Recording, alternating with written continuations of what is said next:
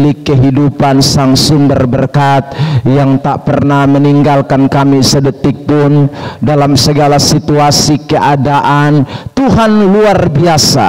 Terima kasih buat pagi diberkati ini Tuhan, dan kami rindu pada pagi hari ini kami kembali diingatkan, diberkati, diajar, dididik, dikuatkan dari bagian daripada nasihat-nasihat firman Tuhan yang adalah sungguh-sungguh makanan rohani buat kami. Tuhan tolong kami semua, biarlah pada pagi hari ini firman Tuhan itu benar-benar boleh menjadi bagian dalam hidup kami. Kami boleh mendapatkan kekuatan daripada kebenaran ini Tuhan. Beri kami roh hikmat dan pengertian untuk dapat memahami setiap kata kalimat daripada firman yang sebentar kami baca dan kami dengarkan, sehingga Tuhan kami semua lebih lagi dapat memahami tentang Kristus di dalam hidup kami. Terima kasih Bapa di sorga, jam pemberitaan ini dari awal pertengahan sampai akhir biar jadi hanya di dalam nama Bapa, Anak dan Roh Kudus. Semua kita yang siap diberkati pagi hari ini sama-sama dengan saya kita katakan amin. Shalom Bapak Ibu Saudara. Puji Tuhan, pada pagi hari ini kita akan memperhatikan firman Tuhan. Saya ingin membahas tentang bagaimana kita diajak untuk membangun rumah Tuhan. Karena itu tema khotbah pada pagi hari ini adalah ayo bangun rumah Tuhan. Kitab yang akan kita perhatikan adalah kitab Hagai, pasal yang pertama dan pasal yang kedua. Jadi kitab Hagai ini adalah kitab yang hanya 2 pasal saja, tetapi kalau kita membacanya pada pagi hari ini secara keseluruhan tentu akan memakan waktu yang cukup panjang. Karena itu saudara, di dalam pembahasan sebentar baru ayat-ayat ini kita akan singgung dan kita baca bersama-sama nanti pada waktu pembahasannya. Saudara yang diberkati oleh Tuhan, secara keseluruhan kitab Hagai memang berbicara tentang dorongan atau motivasi untuk umat Tuhan, bangsa Israel pada waktu itu membangun kembali rumah Tuhan yang sudah runtuh atau yang sudah hancur oleh karena pembuangan ke Babel pada waktu Nebukadnezar datang menyerbu bangsa Israel. Dan Alkitab memberikan catatan buat kita bahwa seluruh bait Allah dihancurkan. Karena itu saudara, waktu kembalinya orang Israel dari tanah pembuangan, maka kemudian Tuhan memerintahkan mereka untuk membangun bait Allah. Saya ingin mengajak kita untuk memperhatikan sejenak tentang latar belakang daripada kitab Hagai. Saudaraku, kitab Hagai ini ditulis kurang lebih tahun 520 sebelum Masehi, atau sebelum kedatangan Tuhan Yesus Kristus ke dalam dunia ini. Jadi 520 tahun sebelum kedatangan Tuhan, kitab Hagai ini ditulis. Namun kalau kita membaca kitab Hagai yang ditulis tahun 520 itu, sebenarnya kisahnya adalah 16 tahun sebelum kitab itu ditulis. Jadi setelah 16 tahun baru kemudian kitab itu ditulis. Jadi kisah ini sekitar terjadi tahun 504 sebelum Masehi, atau sebelum kedatangan Tuhan Yesus yang pertama kali. Nah saudara yang diberkati Tuhan, tahun 504 sebelum Masehi itu adalah tahun di mana orang-orang Israel itu kembali dari pembuangan, saudaraku, di tanah Babel yang pada waktu itu kemudian dikuasai oleh Persia, di mana raja Persianya bernama Raja Kores. Pada masa Raja Kores memerintahlah, kemudian bangsa Israel diperintahkan untuk pulang kembali ke daerahnya masing-masing atau ke Yerusalem. Nah saudara yang diberkati Tuhan, Israel kemudian pulang, dan setelah mereka sampai di Yerusalem, 2 tahun setelah mereka sampai, kemudian ada perintah untuk mereka kembali membangun bait Allah. Ada perintah untuk kembali mereka mendirikan bait suci, saudara. Dan perintah itu kita bisa temukan di dalam kitab Esra. Ya, kalau kita membaca kitab Esra, kita menemukan bagaimana mulainya pembangunan Bait Allah tahap 1 itu dimulai. Namun di dalam perjalanan pembangunan itu, saudara yang diberkati Tuhan, fondasi sudah didirikan, tetapi terjadinya serangan-serangan yang datang dari musuh-musuh orang-orang Israel yang ada pada waktu itu. Itu kita bisa temukan di dalam Esra pasal 4 ayat yang pasal 4 sampai pasal yang kelima, ya, saudara. Lanjut. Itu belum. Kembali.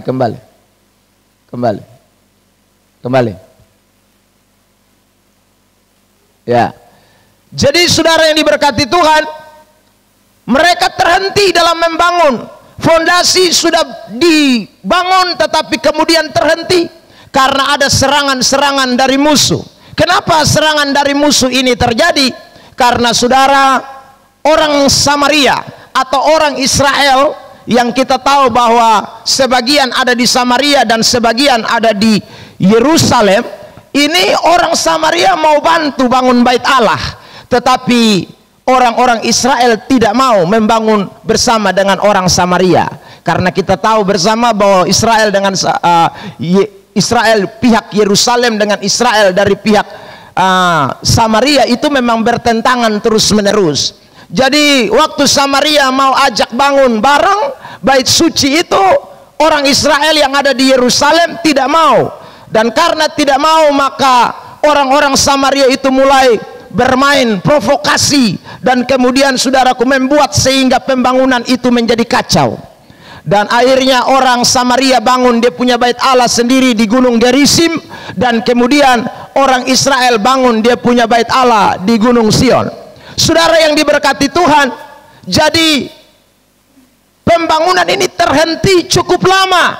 Fondasi sudah didirikan, tetapi karena terjadinya serangan dari musuh, orang Israel stop membangun. Orang Israel berhenti membangun. Bukan main-main, saudaraku. 14 tahun mereka tinggalkan fondasi. Klik. 14 tahun macet itu pembangunan. Jadi hanya fondasi saja berdiri. Sampai 14 tahun tidak ada bergerak sama sekali, saudaraku. Kasih berdiri tiang cor juga tidak, slope bawah juga tidak, pokoknya dong suka tinggal. Saudara yang diberkati Tuhan, melihat kondisi itulah kemudian Tuhan mengutus hambanya yang bernama Hagai. Klik. Saudaraku, mengutus hambanya yang bernama Hagai untuk memberikan dorongan agar Israel bangkit dan mulai mengerjakan pembangunan itu kembali, supaya Israel jangan menelantarkan atau membiarkan Bait Allah itu di dalam reruntuhan. Maka saudaraku, Tuhan utus Hagai hambanya itu untuk mulai bersuara, untuk mulai menyampaikan pesan, untuk mulai menegur bangsa Israel agar mereka kembali membangun bait suci.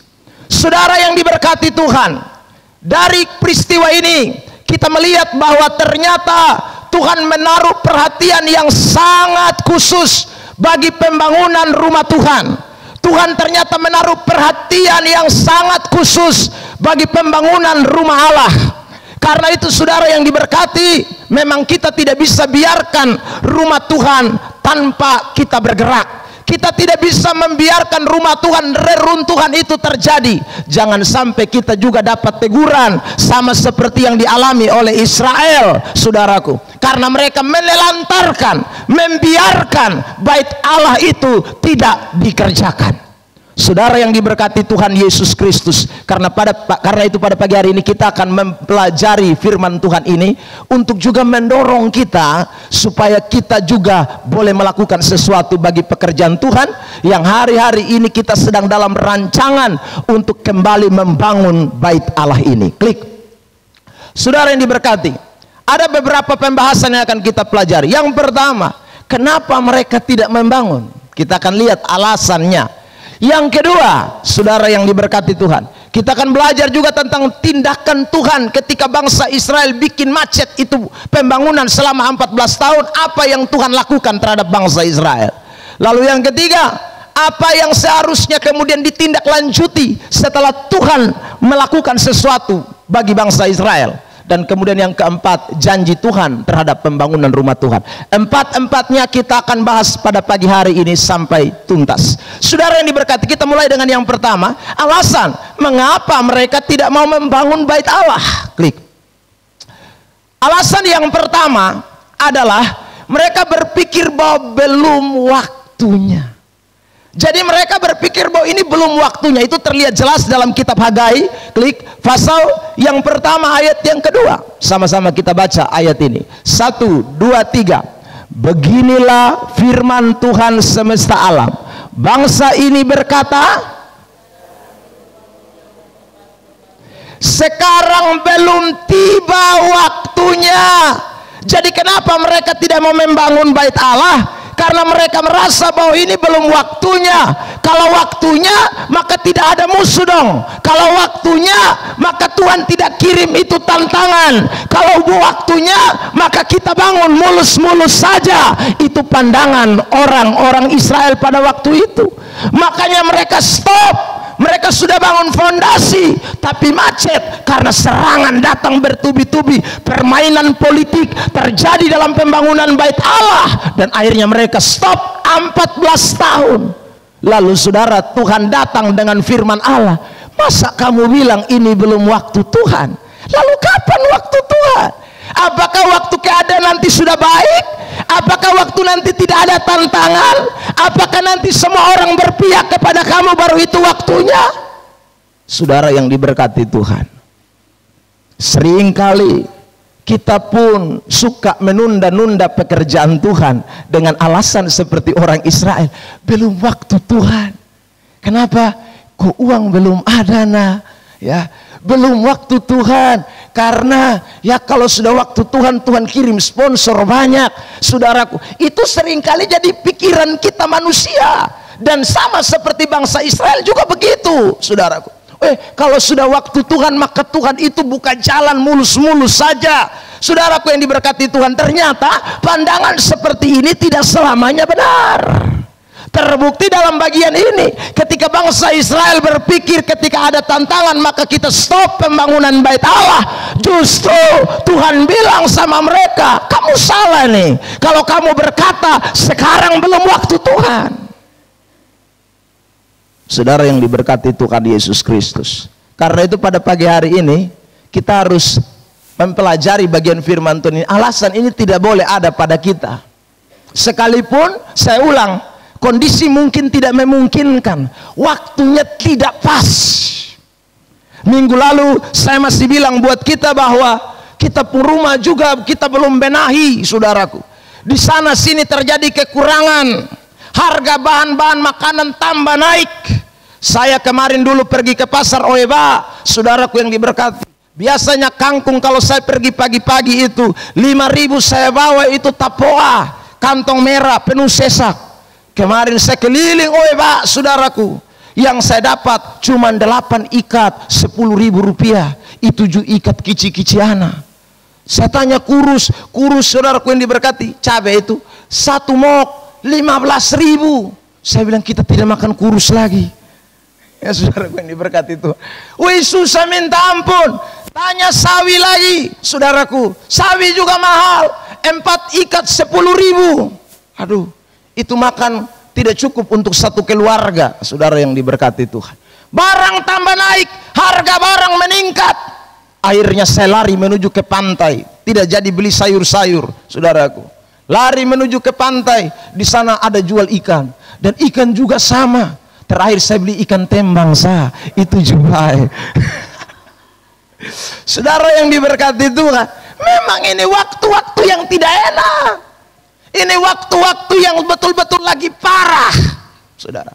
Tetapi apakah kita mau berkata seperti orang Israel, sekarang belum tiba waktunya Tuhan? Tidak bisa.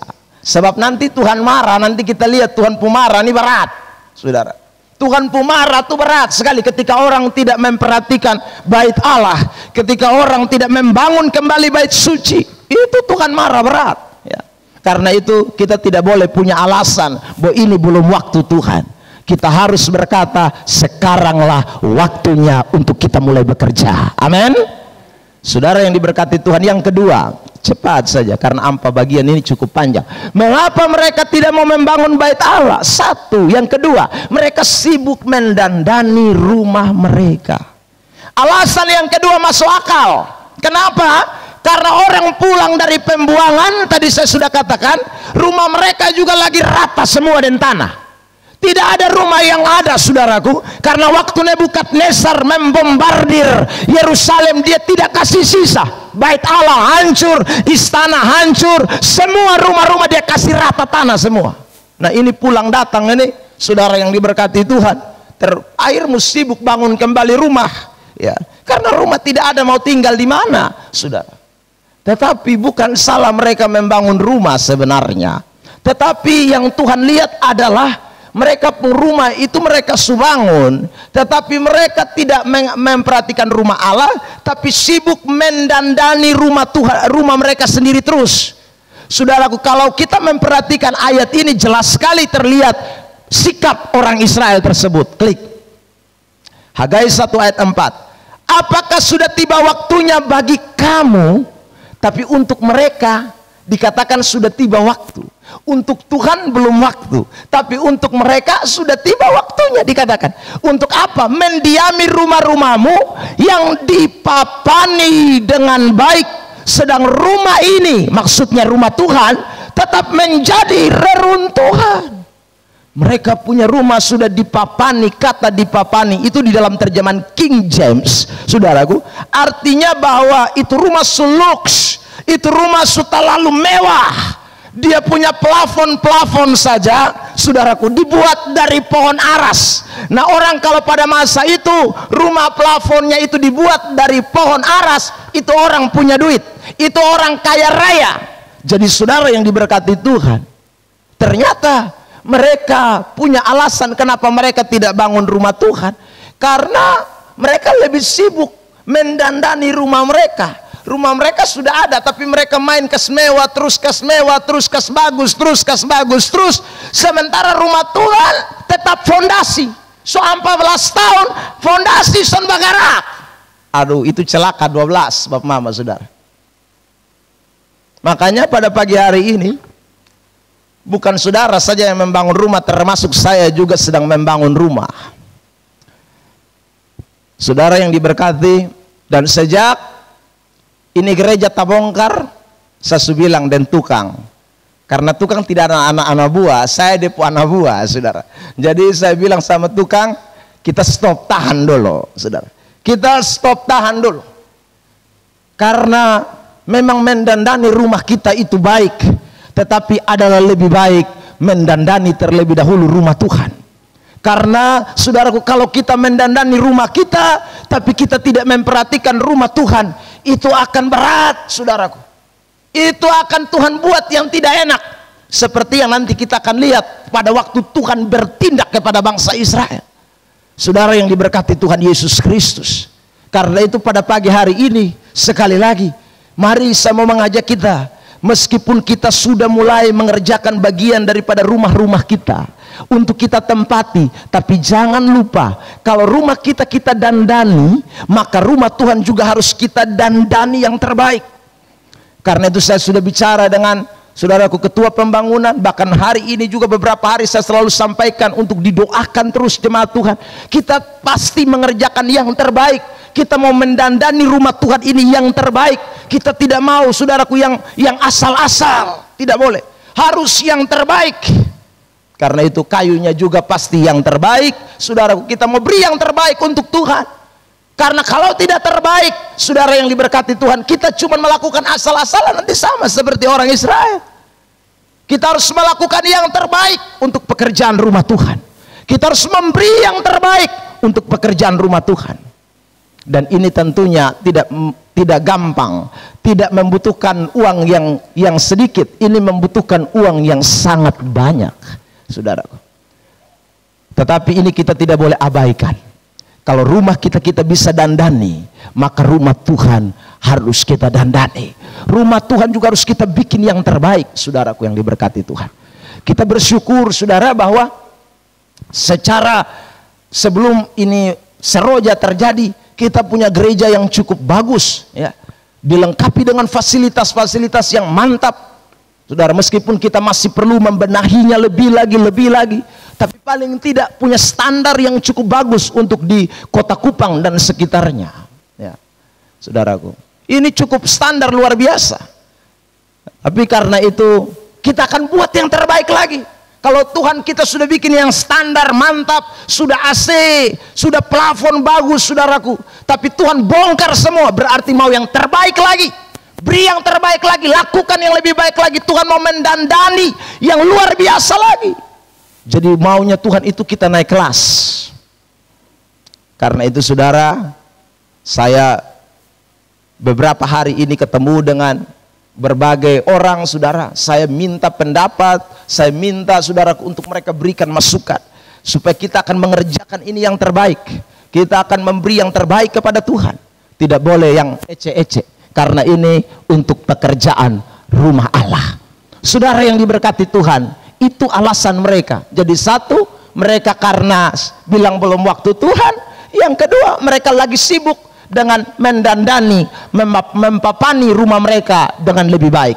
Yang berikut, saudaraku, kita sekarang lihat ketika orang Israel mengatakan belum waktu Tuhan, lalu mereka sibuk dengan pembangunan rumah mereka. Respon Tuhan terhadap orang Israel yang tidak membangun bait Allah ini cukup ngeri. Sekarang kita perhatikan. Yang pertama, saudaraku, respon Tuhan terhadap perilaku Israel, Tuhan benci mereka. Tuhan tidak senang. Itu terlihat dari kata-kata Tuhan di dalam ayat berikut ini. Klik. Beginilah firman Tuhan semesta alam, bangsa ini. Biasanya Tuhan tidak pernah omong bangsa ini untuk orang Israel loh. Untuk orang Israel itu Tuhan selalu berkata bangsaku, umatku, saudaraku. Dia selalu mengatakan begitu. Tapi dalam Hagai pasal 1 ayat 2, waktu dia kirim firman Tuhan lewat nabinya Hagai, dia tidak bilang bangsaku, dia tidak bilang umatku, tapi dia bilang bangsa ini. Wih, itu bukti bahwa dia buang muka dengan ini orang Israel. Dia seson suka lagi dan ini orang Israel. Kenapa? Kok saya bilang kamu bangsaku, umatku, tapi ternyata kamu tidak perhatikan rumah Tuhan, saudaraku yang diberkati. Maka dia bilang kamu ini bangsa ini. Ini kalimat yang tidak menyenangkan. Sama seperti kalau saudara marah, saudara punya anak kan, ini anak nih, ini itu kata yang tidak baik, saudaraku. Padahal setiap hari kita bilang ini saya pun anak, ini saya pun anak. Tapi ketika kita mulai lihat dia pun perilaku soalnya bagus, kita bilang ini anak nih, ini anak nih. Bahkan kadang-kadang ada kalimat selanjutnya, lu nih siapa pun anak, itu kan, saudara. Kenapa? Karena memang su jengkel, ya, su tidak senang. Itulah orang Israel. Tuhan muak betul-betul lihat dong pun kehidupan. Dong pikir Tuhan senang lihat mereka. Oh, Tuhan sama sekali tidak senang. Bahkan bukan hanya diungkap dengan kata bangsa ini. Tindakan selanjutnya kita lihat, saudaraku yang diberkati Tuhan. Yang kedua, Tuhan mulai tidak memberkati mereka. Tuhan mulai cabut berkat Tuhan dari mereka. Saudaraku, mereka kerja, mereka menabur, tetapi Alkitab berkata mereka bawa pulang sedikit. Oh, kenapa bawa pulang sedikit? Tuhan tidak berkati. Lihat, klik, saudaraku yang diberkati Tuhan. Lihat, kamu menabur banyak, tetapi membawa pulang hasil apa? Sedikit. Padahal kalau kita baca kemarin 2 Korintus pasal 9 ayat yang ke-6, camkanlah orang menabur sedikit menuai sedikit, menabur banyak harusnya menuai banyak. Tetapi ayat ini berkata mereka nabur banyak tetapi bawa pulang sedikit. Oh, tuainya sedikit. Kenapa tuai sedikit? Karena Tuhan tidak berkati. Saudara yang diberkati Tuhan, tanam kacang 2 kilo, bawa pulang setengah kilo. Aduh, ya, saudaraku yang diberkati, modal 1 juta, jual-jual tinggal 100.000. Modal jusone bale. Saudara yang diberkati Tuhan, tabur banyak, menuai sedikit. Kenapa? Karena tadi sibuk urusan rumah, bilang belum waktu Tuhan, biarkan rumah Allah 14 tahun macet, pembangunan tidak bergerak. Saudara yang diberkati, pasti tidak diberkati Tuhan. Makanya pada pagi hari ini, kalau saudara mau diberkati Tuhan lebih lagi, maka kita harus perhatikan rumah Allah. Karena waktu kita memperhatikan rumah Tuhan, kita menabur banyak, pasti bawa pulang banyak. Yang setuju katakan amin. Beri dulu kemuliaan yang terbaik buat Tuhan Yesus Kristus. Haleluya. Jadi saudara yang diberkati Tuhan, ini penting sekali. Jadi kita coba perhatikan ya. Makanya Tuhan tidak mau, saudara, di awal minggu lalu saya sudah sampaikan, kita harus menabur di tengah-tengah kesukaran, karena ini kunci berkat. Kalau kita abaikan ini, sama saja kita tolak berkat Tuhan. Kita harus melakukan ini, sebab waktu kita menabur, pasti kita akan menuai. Saudara yang diberkati Tuhan, klik yang kedua. Apa tindakan Tuhan? Dia sudah benci mereka, dia tidak berkati, dia bikin mereka tidak puas. Ada juga yang kedua ya, saudara, dia bawa pulang banyak, dia kelihatannya tambah kaya terus, mobil ganti terus, rumah bagus tambah bagus terus, saudaraku yang diberkati. Tapi Tuhan tidak kasih kepuasan. Wah, itu juga berat, saudara. Apa artinya kita punya semua, tapi Tuhan tidak kasih kepuasan buat kita? Waduh, celaka 12. Mari kita lihat ini ayat firman Tuhan. Dikatakan kamu makan tapi tidak sampai kenyang. Orang makan 1 piring kenyang, dia 5 piring tidak kenyang-kenyang. Itu saudaraku yang diberkati, itu karena Tuhan tidak kasih kepuasan. Saudaraku, kamu minum tapi tidak sampai puas. Kamu berpakaian tapi badanmu tidak sampai panas. Kenapa? Sudah punya pakaian tapi rasanya tidak pas, saudaraku. Sudah punya, saudaraku, makanan, minuman, tapi tidak enak semuanya. Makan tidak kenyang, minum tidak puas. Itu Tuhan tidak beri kepuasan kepada kita. Ada orang kaya, sangat kaya di Malang. Bahkan boleh dikatakan dia orang kaya nomor 1 di Malang. Saudara yang diberkati Tuhan. Tapi dia tidak bisa menikmati kekayaannya. Kenapa saudara yang diberkati Tuhan? Karena dia divonis dengan berbagai macam penyakit. Mau naik pesawat tidak bisa, karena dokter melarang. Tulang punggungnya itu ada seperti macam apa, pokoknya duduk hanya boleh 10 menit. Nah, naik pesawat tidak bisa, saudara. Padahal dia bisa naik pesawat sampai Amerika, pulang pergi bisa, saudara. Keliling dunia pun bisa, tapi tidak dikasih kepuasan untuk menikmati uangnya, saudara. Ada orang bisa beli daging 10 kilo, tapi tidak bisa makan. Kenapa? Karena darah tinggi dan kolesterol. Itu Anda tidak memiliki kepuasan, saudara yang diberkati Tuhan ya. Ada orang bisa punya segala-galanya, tapi dia tidak memiliki kepuasan. Saya pernah bilang, ada orang bisa beli mobil, bisa beli motor, tapi dia sendiri tidak tahu setir, sehingga dia selaver setiap hari. Hanya kerja selaver saja. Ya saudara, Anda tidak diberi kepuasan. Nah, itu hidup ini, saudara yang diberkati Tuhan, butuh yang namanya kepuasan. Kalau tidak memiliki kepuasan, biar berlimpah harta, biar saudara yang diberkati kita punya segala-galanya, tapi tetap tidak enak, tetap tidak nyaman. Satu hari di sebuah kamar kos, saudaraku, anak muda ini tempel tulisan, hari Senin makan nasi dengan kangkung. Hari Selasa kangkung dengan nasi. Hari Rabu, saudaraku, nasi dan kangkung. Hari Kamis ya, nasi tambah kangkung.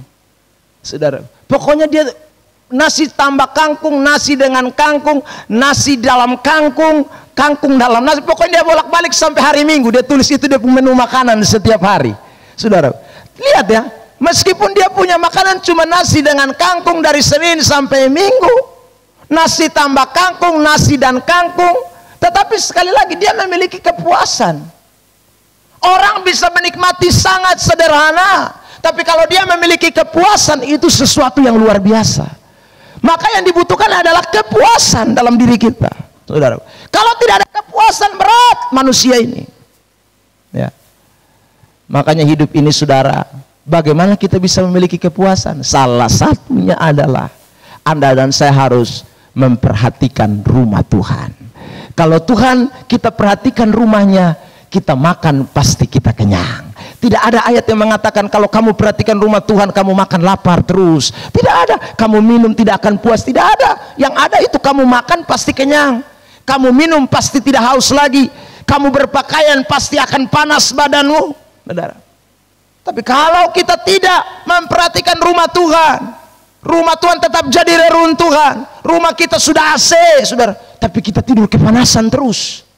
Saudara bayangkan itu, ya. Makanya tidak boleh. Kita harus perhatikan rumah Allah supaya Tuhan memberikan berkatnya dan juga memberikan kepuasan buat kita. Amin. Yang ketiga, keempat, klik. Kalau Tuhan marah, apa yang dia lakukan? Tuhan mendatangkan banyak kerugian. Bukan sedikit kerugian, banyak kerugian. Lihat ayat firman Tuhan ini, saudaraku. Dan orang yang bekerja untuk upah, ia bekerja untuk upah yang ditaruh dalam pundi-pundi yang berlobang. Kita bekerja, kita dapat upah, dapat gaji, tapi sama seperti taruh di pundi-pundi yang berlobang. Bocor terus. Saudara yang diberkati Tuhan. Orang lain makan gaji 1 juta pas, maka kita sana bisa. Bocor terus. Bocor terus. Bocor terus. Kenapa kita bocor terus? Salah satunya adalah kita tidak memperhatikan rumah Allah. Saudaraku. Gaji ada, upah ada, kerja ada, tapi bawa pulang taruh di pundi-pundi yang lobang. Bawa pulang bukan taruh di tempat yang padat, berisi sehingga tambah hari tambah naik, tapi justru tapoa terus. Makanya saudara lihat, ada orang yang hidupnya begitu-begitu saja, tidak naik-naik. Saudaraku, kenapa? Karena kita lihat, kok dia kerja, ya, kok dia ada gaji, tapi kok kenapa dia tidak naik-naik sudah sekian puluh tahun, saudaraku? Karena dia taruh upah di pundi-pundi yang berlubang. Salah satunya adalah karena biarkan rumah Allah tidak menabur bagi pekerjaan Tuhan, itu kita akan taruh segala sesuatu di pundi-pundi yang berlubang. Jangan berpikir bahwa kita akan tambah kaya, tidak akan tambah kaya. Jangan berpikir bahwa kita akan tambah diberkati, tidak akan. Orang yang seperti itu dia taruh di pundi-pundi yang berlubang. Karena itu pada pagi hari ini, saudara yang diberkati Tuhan, kalau mau pundi-pundi kita itu tidak lubang, tambahlah dengan cara kita membangun rumah Allah. Waktu kita membangun rumah Tuhan, sekali lagi, pundi-pundi kita itu ditutup rapat sehingga dia tidak berlubang. Waktu Anda bawa pulang hasil gajimu, waktu Anda bawa pulang berkat upah pekerjaanmu, Anda tidak taruh di pundi-pundi yang berlubang. Anda isi di tempat yang berisi, sehingga saudara yang diberkati Tuhan, kita akan semakin diberkati Allah, semakin diberkati Allah, semakin diberkati Tuhan, karena kita tidak, saudaraku, jadi orang yang menaruh pundi-pundi berkat kita, upah kita di pundi-pundi yang berlubang. Yang berikut, saudara yang diberkati Tuhan, saya mau membahas bagian yang berikut ini. Sudah satu, sudah dua, sekarang yang ketiga, klik. Ya, itu sama ayatnya. Lanjut. Lanjut. Apa, kembali, apa yang seharusnya kita lakukan agar terlibat dalam pembangunan bait Allah? Kita tahu kalau kita tidak membangun bait Allah, Tuhan marah kita. Kalau Tuhan marah, maka sekali lagi dia kasih hilang kita pun berkat. Yang kedua, dia bikin kita tidak puas. Yang ketiga, kita bekerja, ada hasil, ada gaji, tapi kita bawa pulang seperti taruh di pundi-pundi yang berlubang. Nah, kalau kita tahu ini semua, saudara yang diberkati, apa yang harus kita lakukan agar kita bisa terlibat dalam pembangunan bait Allah? Kalau kita mau jadi orang Kristen yang diberkati Tuhan, puas, menikmati segala sesuatu yang Tuhan berikan kepada kita, maka tidak ada cara lain kecuali kita mau terlibat dalam pembangunan bait Allah. Nah, apa yang kita harus kerjakan? Klik yang pertama. Yang harus kita lakukan yang pertama adalah kita harus segera sadar dan bertobat. Ya. Jangan hanya tahu, karena ada banyak orang tahu tapi tidak sadar dan tidak bertobat. Kalau tidak sadar dan tidak bertobat, dia cuma tahu, maka dia tidak punya tindakan apa-apa. Dia tidak punya respon apa-apa. Karena itu perintah yang pertama, supaya orang-orang Israel dapat membangun bait Allah. Tuhan kasih tahu mereka, sadarkan mereka, perhatikan keadaanmu, bertobat dulu. Lihat dua ayat ini. Oleh sebab itu beginilah firman Tuhan semesta alam, perhatikanlah keadaanmu. Orang Kupang bilang begini, loti lupung diri, begitu saudara. Lihat lupung hidup, lihat, itu kata firman Allah. Lanjut ayat 7, klik. Beginilah firman Tuhan semesta alam, perhatikanlah keadaanmu. Tuhan mau sadarkan dulu. Ya saudaraku, kalau kita tidak sadar tidak bisa. Kita harus sadar, kita harus bertobat, ya. Wih betul kalau beta sonde menabur bagi pekerjaan Tuhan, kalau beta sonde turut ambil bagian ini kali dalam pekerjaan Tuhan, maka sekali lagi, wah bisa-bisa Tuhan marah dan beta. Tadinya Tuhan bilang anakku, sekarang dia akan bilang anak ini. Tadinya Tuhan bilang hambaku, sekarang dia bisa bilang hamba ini. Wah saudara yang diberkati, tadinya mungkin Tuhan memberkati kita dengan luar biasa, tetapi akhirnya Tuhan stop berkatnya. Tadinya kita puas menikmati segala sesuatu, Tuhan akhirnya angkat kepuasan itu. Tadinya kita bekerja, gaji kita bawa pulang, keluarga bisa nikmati, kita bisa nikmati karena tambah hari tambah diberkati. Tapi sekarang tidak, kita taruh di pundi-pundi yang berlubang. Wah saudara yang diberkati Tuhan, kita harus mulai respon, sadar, saya tidak boleh seperti ini, saya mesti bertobat.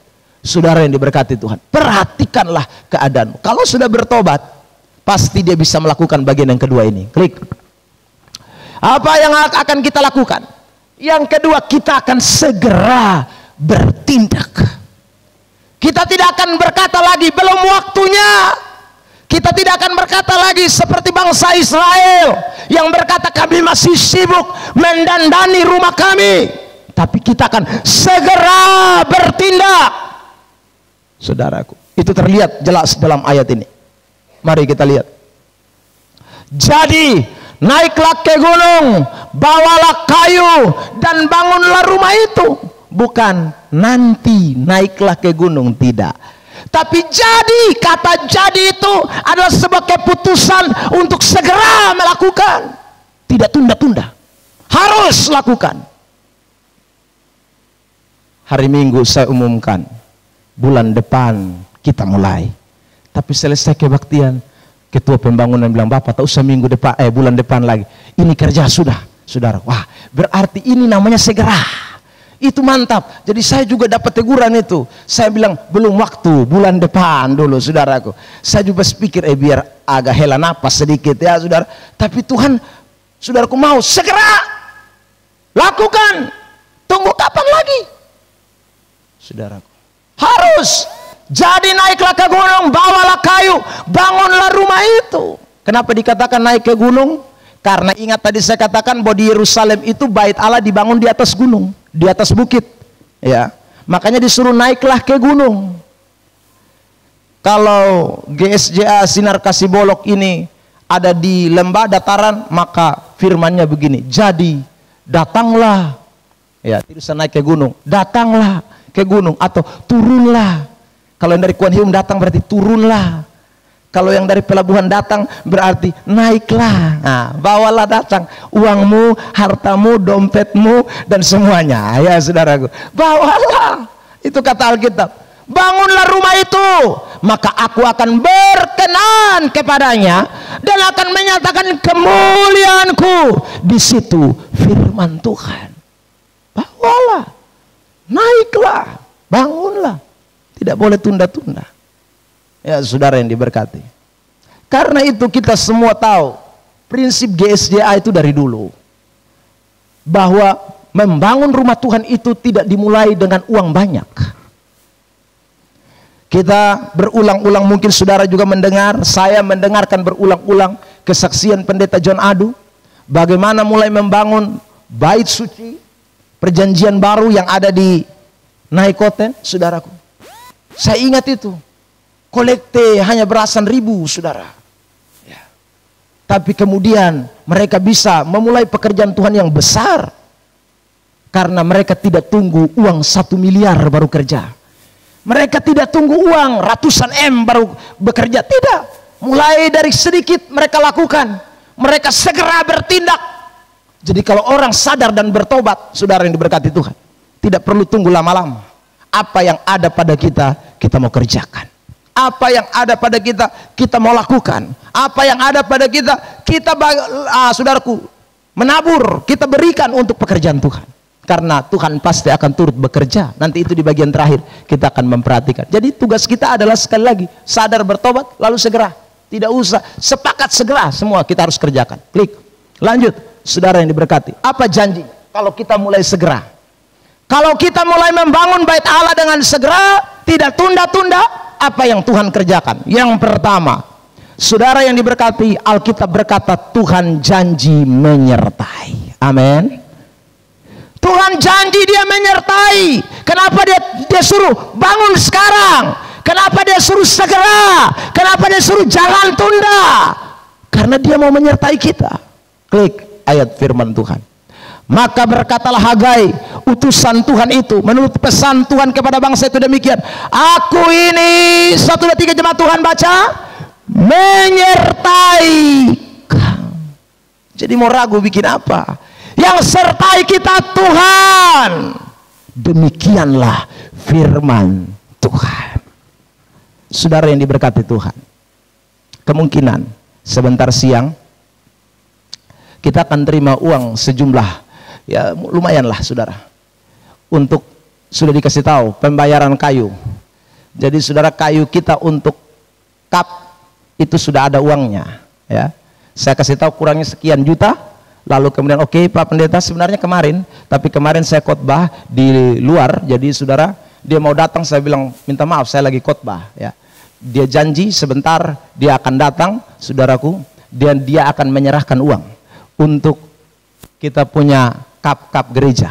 Jadi kap sudah lunas dalam nama Yesus. Amin. Tinggal kita doa lagi, Tuhan lata, Tuhan menyertai. Paku sudah paku 10 kilo, saya tidak tahu pas atau tidak, kemarin diantar dengan seng genap 180 lembar, saudara, sudah genap. Nah, kita percaya bahwa Tuhan adalah Tuhan yang menyertai kita. Tuhan adalah Tuhan yang luar biasa. Jadi saudaraku, kalau kita mulai, Tuhan tidak tinggalkan. Tapi kalau kita biarkan, wah Tuhan lepas tangan.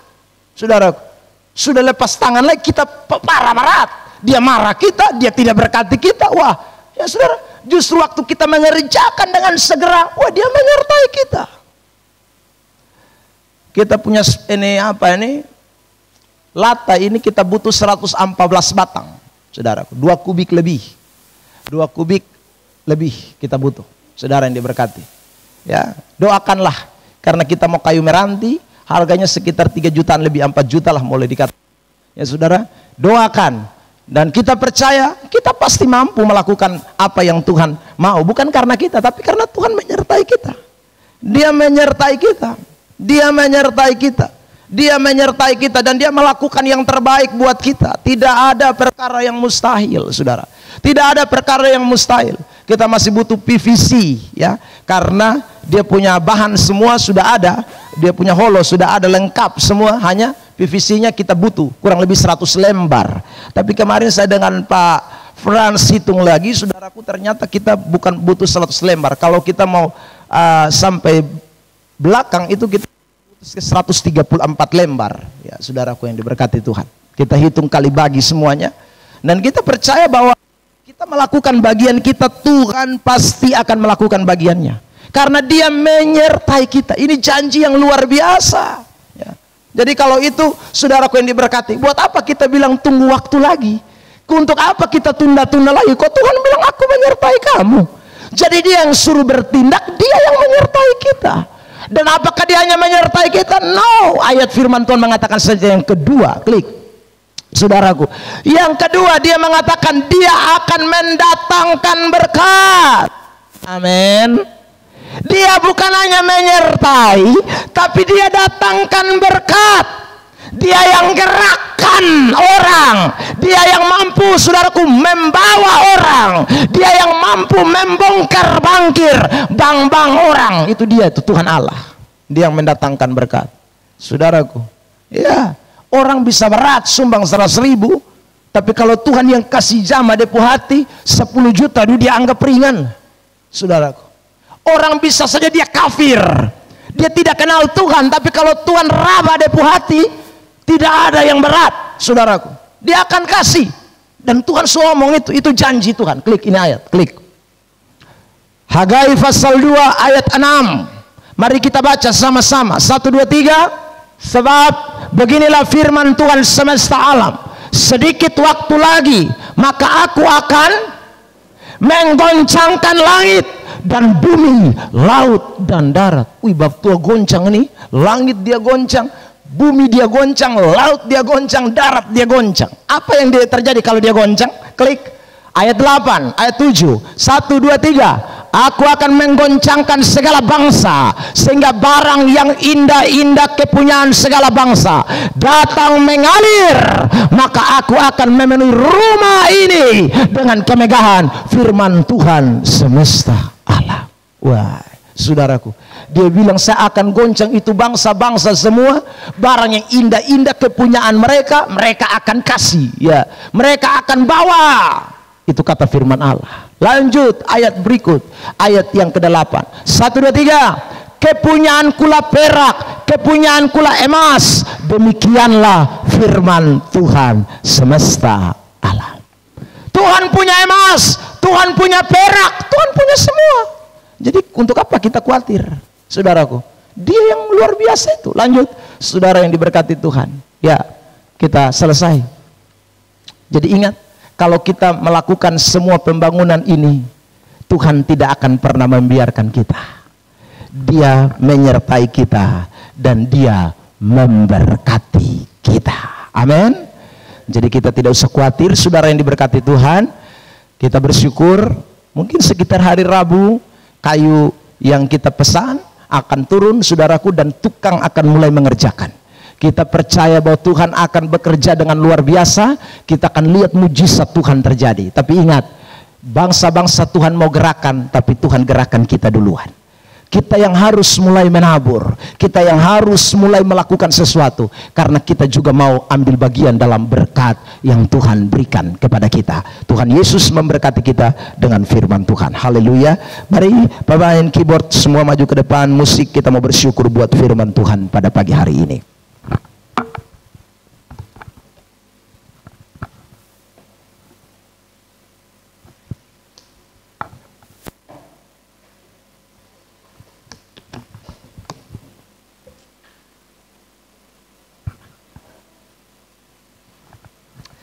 Satu pujian, ku tak membawa apapun juga saat ku datang ke dunia. D. Inilah yang ku punya hati sebagai hamba. Haleluya.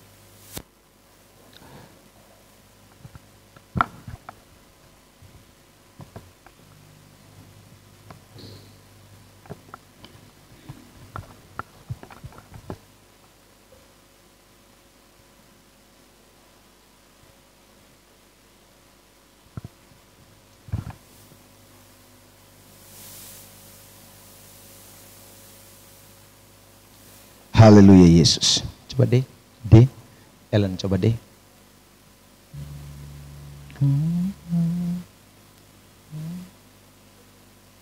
C, C sah, C, C. Ya, C. Haleluya Yesus. Baik, terima kasih Tuhan. Yang kita punya adalah hati yang menyembah dalam roh dan kebenaran. Kita tidak membawa apapun juga ketika kita datang ke dalam dunia. Tapi hari ini kalau kita diberkati dengan segala hal, itu semua karena Tuhan memberkati kita. Itu karena Tuhan yang memberikan buat kita.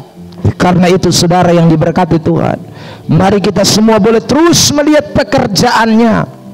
Ini menjadi penting. Ini menjadi sesuatu yang Tuhan inginkan. Kita tidak boleh mengabaikan rumah Allah. Kita tidak boleh mengabaikan pembangunan rumah Tuhan. karena Tuhan menghendaki rumahnya harus dibangun dengan baik untuk kemuliaan Tuhan dinyatakan. Haleluya Yesus, terima kasih Tuhan. Ku tak membawa apapun juga saat ku datang ke dunia. Ku tinggal semua pada akhirnya saat ku kembali ke surga. Sekali lagi, ku tak membawa apapun juga. Amin, amin, amin, amin.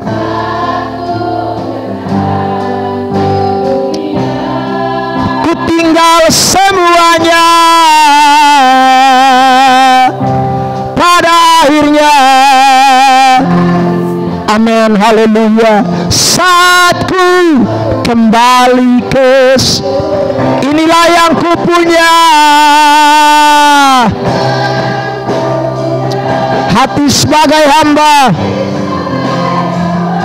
yang mau taat dan setia padamu Bapa. Kemana akan ku bawa hati yang menyembah dalam roh dan kebenaran sampai selamanya. Mari kita naikkan pujian ini dari awal sekali lagi. Ku tak membawa, sambil kita bangkit berdiri di hadirat Tuhan. Ku tak membawa, yes, apapun juga, amin, saat ku datang ke dunia. Ku tinggal semuanya pada akhirnya saat ku kembali. Inilah yang ku punya, hati sebagai hamba yang mau taat, amin, amin, padamu Bapa. Kemana hati yang menyembah dalam roh sampai inilah yang ku punya. Terima kasih Tuhan, beri kami hati hamba, hati yang menyembah. Oh Jesus, padamu Bapa. Kemana hati yang menyembah dalam roh, haleluya, sampai selamanya. Dalam roh, di dalam roh dan kebet sampai selamanya. Haleluya. Saudara yang diberkati Tuhan, sejenak kita merenungkan firman Tuhan ini. Biarkan Tuhan juga mengetuk pintu hati kita, sehingga kita pun sadar bahwa betapa pentingnya rumah Allah, betapa pentingnya rumah Tuhan ini. Kita harus membangunnya segera, kita harus memberikan yang terbaik, karena kita mau diberkati Tuhan. Kita mau menjadi orang-orang yang puas, kita mau menjadi orang-orang yang tidak bawa berkat sedikit tapi banyak, karena Tuhan memberkati kita. Inilah kerinduan saudara dan saya pagi hari ini. Saudara yang diberkati Tuhan, arahkan hatimu kepada Tuhan, karena kalau Tuhan yang menjamah kita, maka tidak ada yang mustahil bagi Tuhan. Jangan biarkan setan iblis berusaha menghancurkan cara pandang kita, seperti yang terjadi bagi bangsa Israel ketika Tuhan mengizinkan musuh-musuh menyerang mereka. Mereka berpikir bahwa ini bukan waktu Tuhan, sehingga mereka tertipu, mereka kehilangan berkat. Kita tidak boleh tertipu dengan cara-cara kerja iblis hari-hari ini. Dia berusaha bikin situasi tambah sulit, ekonomi sulit, keuangan sulit, tapi kita tidak boleh menyerah. Kita harus melawan dengan kekuatan kuasa firman Allah, karena Tuhan mau bekerja memberkati kita di saat-saat ini. Inilah yang kupunya, hati sebagai hamba. Kita naikkan pujian ini sekali lagi, dan Bapak Robert akan bawa kita dalam doa. Inilah yang kupunya, hati sebagai yang mau taat dan setia padamu Bapa,